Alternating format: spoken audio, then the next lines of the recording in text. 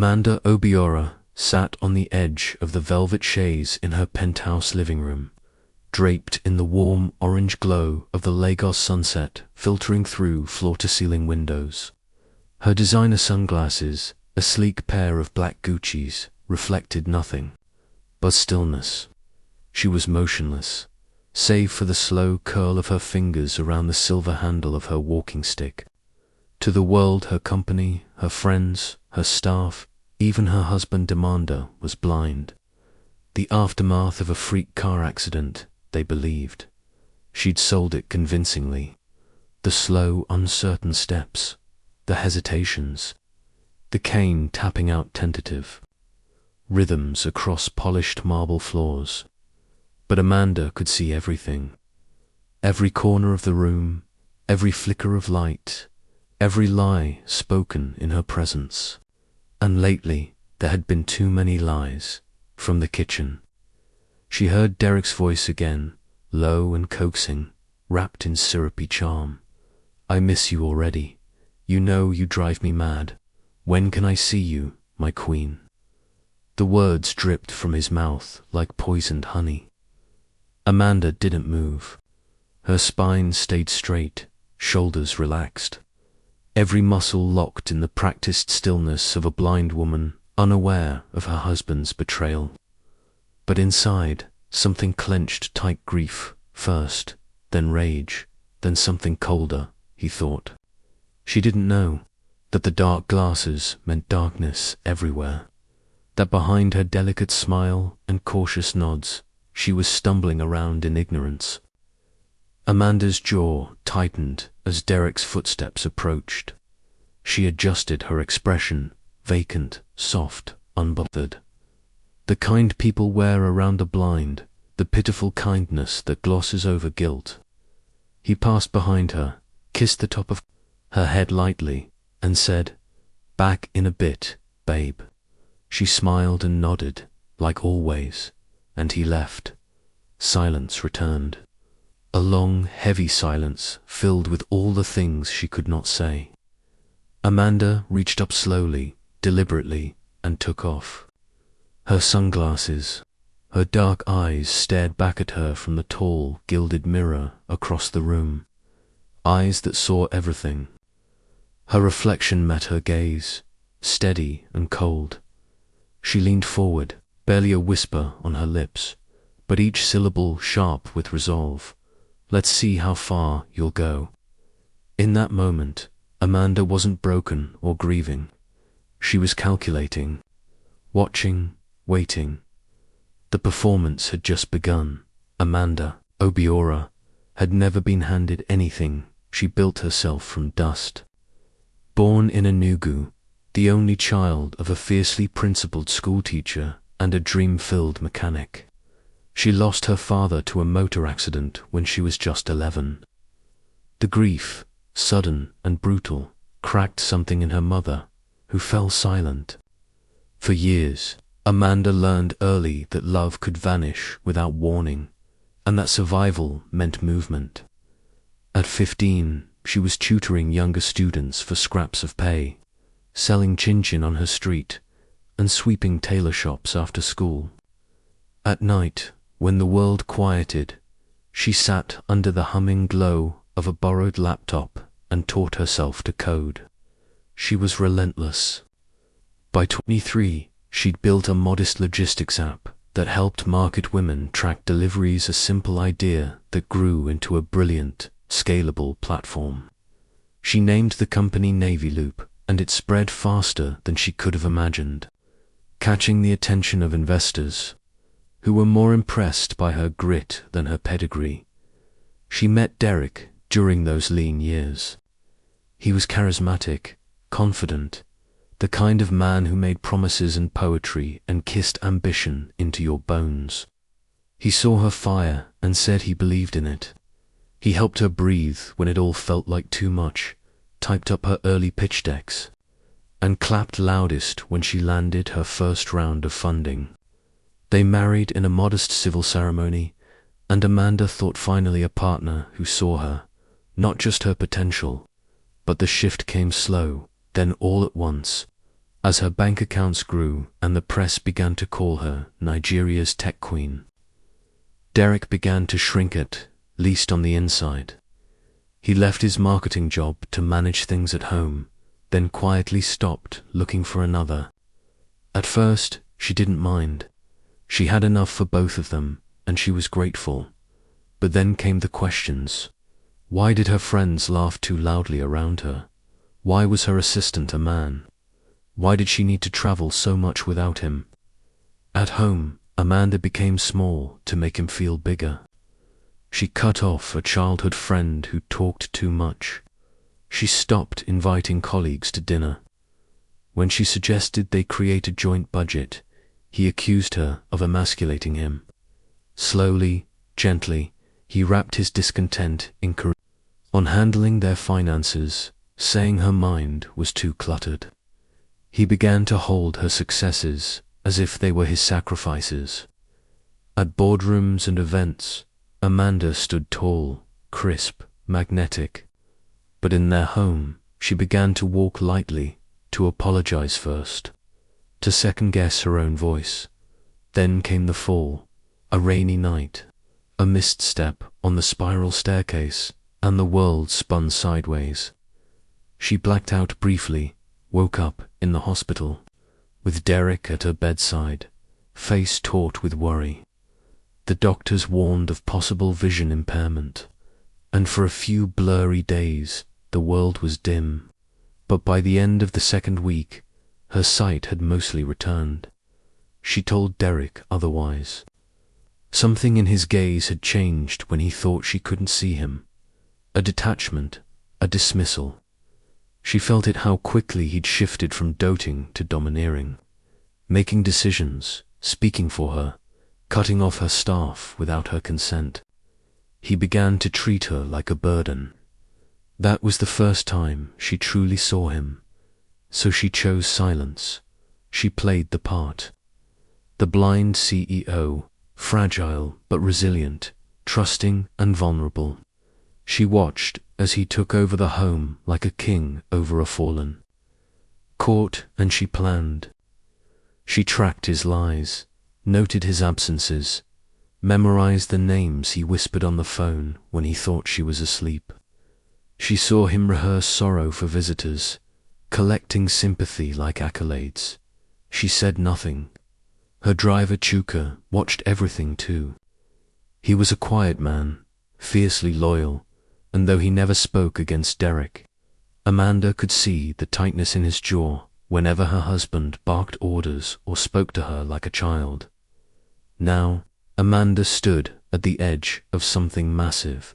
Navilu was in the final stages of negotiations with a major European firm, one deal away from a global rollout that could cement her legacy. But everything teetered on the edge of perception. If the board suspected chaos at home, instability, scandal, if Derek, in one of his wounded moods, decided to go public with half-truths, or play the grieving caregiver card, everything could collapse. Amanda knew how fickle power was, especially for women like her. She'd built everything from scratch, yes, but it still might not be enough to survive the man who once swore he loved her. Amanda sat motionless in her study, the curtains drawn, the soft hum of the air conditioning masking the quick staccato of her breath. Derek was in the next room, his voice hushed but not careful enough. She had learned to listen like a hawk, to decode tone, to absorb words no one intended her to hear. No, listen, these documents will give them full insight into the distribution. Backend, it's all there, Derek murmured into his phone, the impatience in his voice like a blade. They'll undercut her easily. She won't see it coming, literally. The smug chuckle that followed made Amanda's stomach turn. Her fingers clenched around the edge of her seat. He was selling her out, not just betraying her as a husband, but as a partner, as someone who had been there from the beginning, cheering her on while planting landmines beneath her future. Amanda didn't react. She kept her breathing even, her head tilted just slightly, as if she were lost in thought. She had become a master at this performance. The faraway look, the vacant stillness.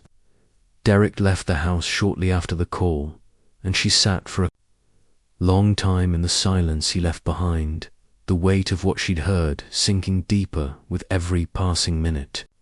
He was trying to destroy her company, her life's work, for money, for revenge, for pride. But it wasn't until 3 nights later that Amanda felt her soul truly split open. The sound of the front door unlocking after midnight stirred her from a light, alert sleep. She didn't move. Let her breathing stay slow, soft, measured. She heard Derek's voice first, followed by the quiet laughter of a woman she didn't recognize. "Just be quiet," he whispered. "She's asleep. She won't even know we were here." Footsteps, the scent of cheap perfume mixed with her rosewood candles. They passed her bedroom. Amanda felt the press of tears, but held them. Then, from the guest room, their voices, low but clear. "She just sits there all day like some porcelain doll," Derek said, voice dripping with disdain. "She's useless now. Can't even see her own hands." The woman giggled. Amanda's hand pressed to her stomach, where the pain bloomed hot. "Once this deal is through," Derek added, his tone turning cold, businesslike, "I'm gone. She won't even realize until the bank calls." Amanda didn't move until dawn. She waited until she heard the front door close again, until she was sure he was gone. Then she slid out of bed, walked to the bathroom, and shut the door. There, with the tap running and the mirror fogged, she let herself fall apart, not loud, never loud. Silent sobs cracked through her chest as she pressed a towel to her face. She wasn't crying for the marriage that had died long ago. She wept for the betrayal of someone she once loved, watching her suffer and thinking, "Now I can destroy her." She wept because he thought he could get away with it. Later that day, Amanda asked Shuka to drive her out past Lekki. The air was clearer there, and the ocean helped her think. As the car idled near the quiet edge of the coastline, she finally spoke. "He's selling internal documents," she said softly, her eyes hidden behind her sunglasses. "And he brought someone to the house last night. Said he's leaving after the deal is done." Chuka turned to look at her, stunned. "Madam, you can't let this go. You should tell the police, or the press. You have power." Amanda didn't respond immediately. She watched the waves crash, her mind sifting through years of shared memories now stained with intent. Finally, she turned to him and said, "No, I want him to choose. I need to see if he'll save me or bury me." Her voice didn't shake. She was done reacting. Now she would observe, set the stage, let him dig his own grave or prove her wrong. Either way, Amanda was done waiting in the dark. Amanda sat at the breakfast table, bathed in the golden light of another perfect Lagos morning, her sunglasses in place, hands trembling just enough to look convincing. "Derek," she said, holding out a stack of documents, "can you help me sign these? My assistant usually does it, but I don't want to keep delaying." Her voice was gentle, tentative, the way she knew he liked it, meek, dependent. Derek, in his crisp linen shirt and smug ease, took the folder without question. "Of course, babe," he said, kissing her forehead with mechanical affection. He carried the documents into his home office, where Amanda knew he kept his personal laptop and a printer. What he didn't know was that Amanda had placed a tiny recording device beneath the bottom drawer weeks ago.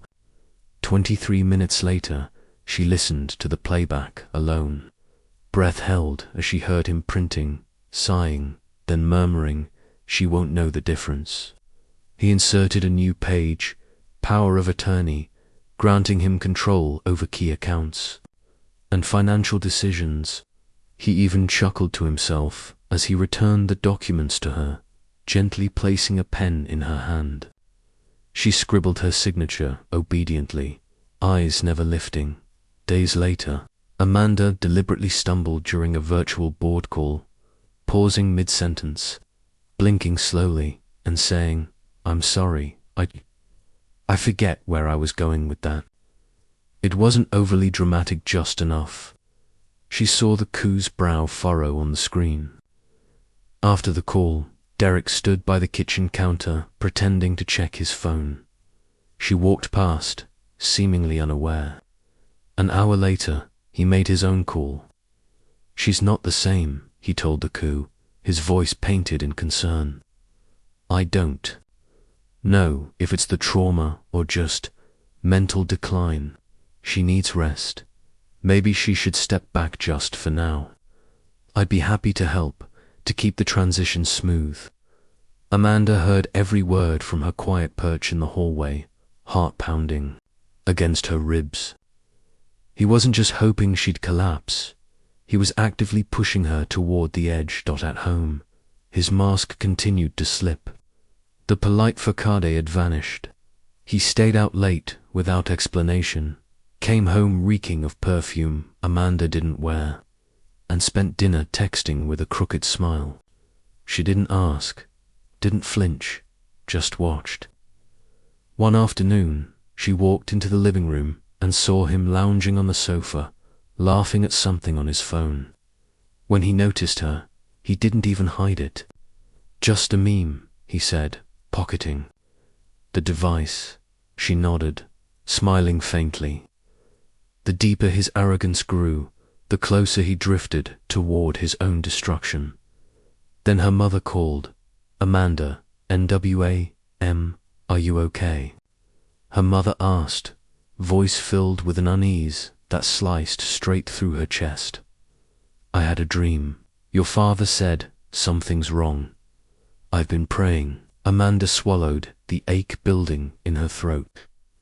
"I'm just resting, Mama," she lied, pressing a palm to her forehead to keep the tears from spilling. "I've been overworked. Derek is taking care of everything." That final sentence tasted like poison. Meanwhile, Tina, the woman Derek had brought into their home, was growing impatient. Amanda overheard her during a heated call. "You keep saying soon, soon. How long does it take?" "I'm not going to be your secret forever." Derek, exasperated, replied, "Do you want me to push a dying woman down the stairs again?" "I'm handling it. She's fading. Just give it time." It was the moment Amanda had been waiting for. She planted the forged medical report on the desk in her study, a clean, professional document stamped by a fake oncologist, stating she had an aggressive, terminal brain tumor. Amanda made sure. It looked accidentally left out, tucked beneath a planner. She retreated to the sunroom afterward, pretending to nap, and waited. A few hours later, Derek's voice floated from the patio. He was on a call with Tina. "She's dying," he said quietly. "I found the papers this morning. Some kind of tumor. Maybe it'll all solve itself. No need to rush." Amanda felt something splintered inside her, not grief, but a kind of clarity so sharp it numbed her. That was his reaction. Not sorrow, not regret. Relief. Later that evening, Chuka confronted her. He had seen Derek leave earlier, laughing into his phone, unconcerned. "Madam," he said, voice tight with rage, "you can't forgive this. This isn't marriage. This is war." He looked at her, eyes pleading. "You've done more than enough. Let me drive you to anyone who can stop him." Amanda turned toward the window, where the city's lights glimmered like stars fallen to earth. She looked calm, too calm. "Just a little longer," she said, her voice low and steady. Let him show me everything. Because now it wasn't about heartbreak or revenge. It was about truth, unfiltered, unforgivable, and Amanda needed to see the full shape of the monster Derek had become before she decided how to cut him down. The dining room glittered with gold accents and candlelight, the Lagos skyline shimmering beyond the floor-to-ceiling windows. Amanda had spared no detailed crystal glasses, linen napkins, a 7-course chef-curated menu. To anyone walking in, it looked like a celebration. And that was exactly the point. Derek stood at the center, charming as ever in a tailored navy suit, offering wine to guests with a rehearsed smile. Among them were 2 Navalut board members, a senior corporate lawyer, and a warm, unassuming man Amanda introduced as her cousin, though he was, in fact, her estate attorney. The evening had the feel of family and business colliding in perfect harmony. Amanda, sitting at the head of the table in a sleek ivory dress, her dark glasses still on, radiated a fragile elegance. She leaned back, folding her hands gently in her lap, playing the role one final time.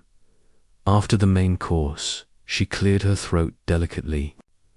I wanted to do this tonight because I've been thinking a lot, she said, voice soft, practiced, about everything Derek has done for me during this time. She turned toward her husband, her lips curved in a gentle smile. I wrote a letter. I'd love for him to read it aloud. My handwriting is a bit messy these days. Derek blinked, clearly caught off guard. Of course, babe, he said after a beat, reaching for the folded sheet Amanda handed him. The room quieted as he began reading, the first few lines soaked in Amanda's crafted sincerity, praise, gratitude, even love. Then the tone shifted. ... But while I sat in the dark, I heard everything.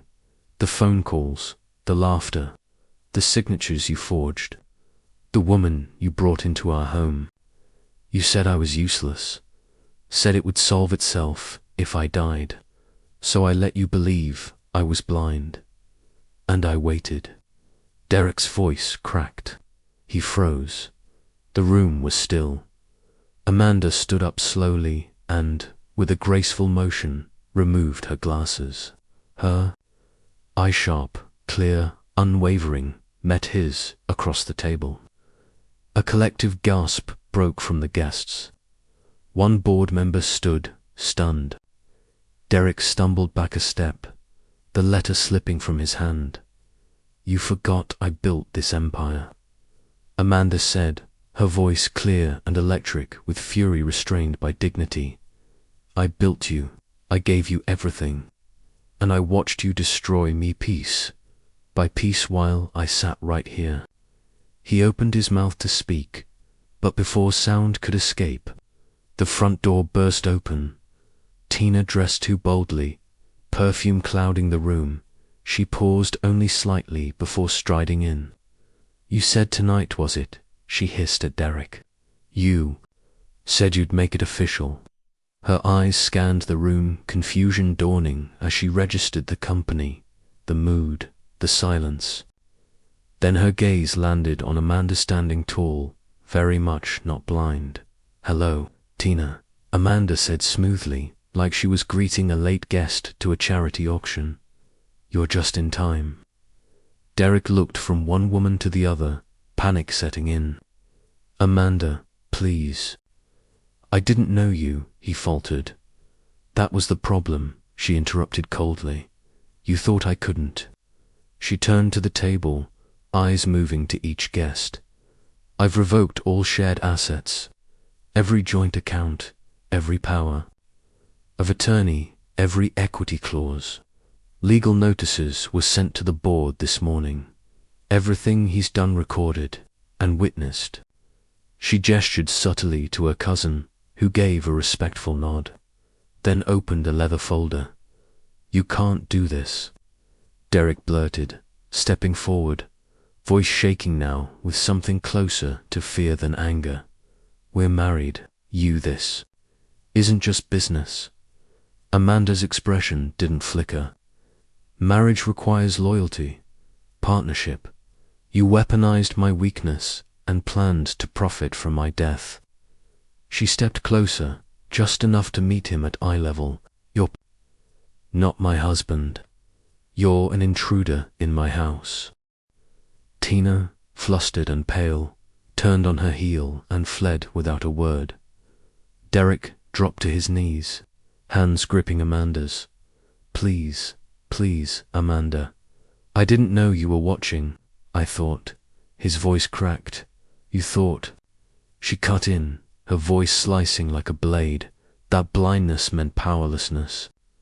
That I would just fade. But you were wrong. She looked down at him, emotion finally pushing past the shield of composure. You never saw me, not really, and now finally I see you. She turned and walked away, leaving him there, on the floor, surrounded by the wreckage of his own making. The days that followed moved like the steady beat of a new beginning. Amanda filed for divorce the morning after the dinner, her estate lawyer delivering the papers with precise, unemotional efficiency. Word of the scandal began to ripple through the corporate and social circuits of Lagos. Headlines danced across digital platforms. Asterisk, CEO betrayed by husband in shocking takeover plot. Amanda Obiora, blindsided but not broken, yet. Amid the media frenzy, Amanda's calm, collected presence in public interviews earned her something far more powerful than sympathy respect. She didn't lash out, didn't trade insult for insult. She told the truth without theatrics, letting her silence between words speak louder than outrage. Within her company, changes began swiftly. Chuka, who had stood by her without expectation or applause, was promoted to head of security. She trusted him not just with logistics, but with her safety, her instincts. Amanda also introduced an internal watchdog initiative within Naviloop, a confidential, employer-led task force designed to identify emotional manipulation, harassment, or abuse at any level of the company's structure. We build better when we protect each other, she said during the announcement, her voice echoing through the glass halls of headquarters. Privately, Amanda made her hardest call. Her mother's voice cracked the moment she answered. Knew something wasn't right, she said, through quiet sobs. Amanda didn't defend herself this time. I lied, she admitted, because I didn't want you to worry, but I should have let you see me. There was a pause, then the warm reply. You don't have to be strong for me, Amanda. You just have to be you. That night, they talked. For hours, peeling back years of grief and distance, rebuilding the bridge between them with truth and time. As for Derek, the fall was fast and merciless. Tina, scorned and left with nothing, turned on him almost immediately. Screenshots, recordings, and damning text messages flooded the media. She framed herself as manipulated, painted Derek as the mastermind, and Amanda, curiously, did not contradict her. She let the story unfold, naturally, without defense or correction. Derek's name was blacklisted from multiple business circles. The luxury car he once drove past his wife's office now sat untouched in a tow yard. His bank accounts frozen mid-dash dispute. Amanda made one final move that surprised even her inner circle, a sizable donation to a women's foundation, focused on survivors of emotional and financial abuse. She asked for no recognition, no press release, but word spread, and the gesture resonated louder than any courtroom speech ever could. Weeks later, during a quiet media Q&A at a tech forum, a young female journalist leaned forward with hesitance. But clarity, Ms. Obiora, she asked, Why didn't you leave earlier when you first suspected? The room went quiet. Amanda held the reporter's gaze, a small smile touching her lips. Because some betrayals, she said, you need to see with your own eyes before you can walk away. There was no bitterness in her tone, just the solid weight of truth. She had stayed long enough to understand, to gather every fragment of the person who had betrayed her, to ensure she would never again doubt her judgment, her strength, or her sight. Now, she was no longer playing blind. She was walking forward, eyes open, future clear. The late afternoon sun poured gently into Amanda's office, casting long golden shadows across the sleek, glass-topped desk. She sat by the window, her designer sunglasses resting unused beside. Her coffee mug, her eyes soft but focused as she looked out over the bustling Lagos skyline. Months had passed since the storm, and yet the stillness she now felt was not emptiness, it was peace. Her company had stabilized, her divorce was finalized, and her life, once tightly wound around appearances and performance, now moved with quiet intention. A soft knock at the door interrupted the moment. Amanda turned slightly as a young female intern stepped in, nerves written plainly on her face. "Ms. Obiora," she said, clutching a notebook, "I know you're busy, but may I ask you something?" Amanda smiled gently and gestured for her to come closer. "How do you balance all this success, power with love?" the intern asked, voice barely above a whisper. "How do you know who's real?" Amanda paused, thinking not about the betrayal, but about the long silence she'd endured to protect a lie and the louder truth that eventually freed her.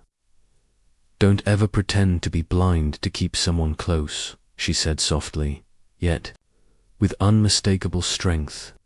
"If they love you, they'll stand by you with both eyes open. And if they don't, then they were never really standing by you at all." The intern nodded slowly, the words sinking in like a seed planting itself in fertile ground. "Thank you," she said, then quietly exited, leaving Amanda alone again with the skyline and her thoughts. She turned toward the mirror hanging across the room, the same one she'd faced the day she whispered through clenched teeth, "Let's see how far you'll go." But this time, there was no pain in her reflection, no fear, only clarity and a quiet power that didn't need to be spoken to be known. She met her own eyes, steady and calm, and breathed in deeply. "I lost a husband," she said aloud, a small, wry smile curving her lips. "But I found my vision.